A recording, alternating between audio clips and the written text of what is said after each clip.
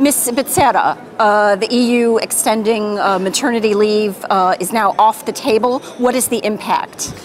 Oh, it's a big step backwards. So I would say that now it's again the two things. First of all, that we, the European Parliament, have been ignored again as a co-legislator, because both the Commission and the Council have been deadlocking this initiative for 4 years. And then it's important to think of what do we mean by the 21st century. We now have a legislation on maternity leave that's 23 years obsolete, because it's 1992. So the whole situation has changed, the EU has changed. Now we have double member states, the model of families have changed, especially the role of women in Europe has changed. How can we stand with a legislation that is 23 years old? So what happens next? How do you get the Commission to come forward with another proposal that is acceptable?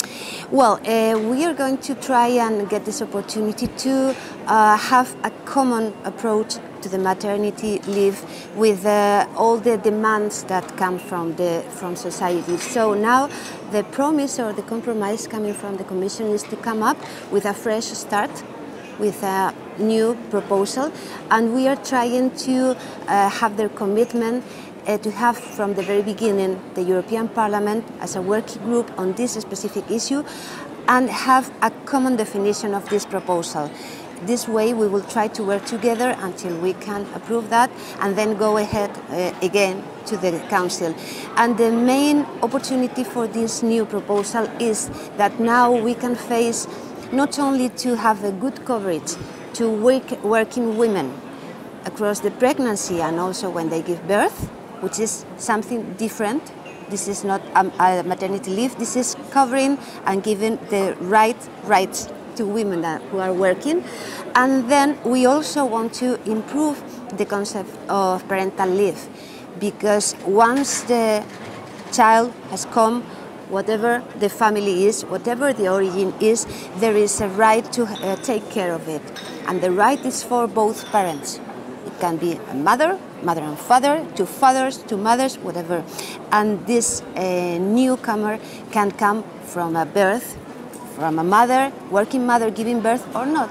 So there are two different situations that we have to solve because it's a request coming from the society. One final question. These are difficult times in Europe, as you know. How can you speak of expanding parental family leave benefits when companies are struggling? What is the business sense? I think that business companies are very keen to have a good solution for their problems, because it's a fact that the entrance of women into companies is something that is happening, but they are facing several cliches, several topics coming from the past. And the good news for the companies is that we really define this kind of different separation between what is pregnancy and birth for the women who are working, but also what is the parental leave. It's good because it's the main tool for conciliation. We need a conciliation. It's the only way to fulfill the commitments of the new society. And this way we will also leave the women aside of this extra charge of becoming or not mothers. So it's very good news, and I think that companies are really willing to have a good legislation on that, because now there are many differences across the EU. And the main goal for us as a European Union is specifically that harmonization, a common basis, and at least to have a common ground that can guarantee not only the mobility but also the quality. Thank you very much, Ms. Becerra of the European Parliament.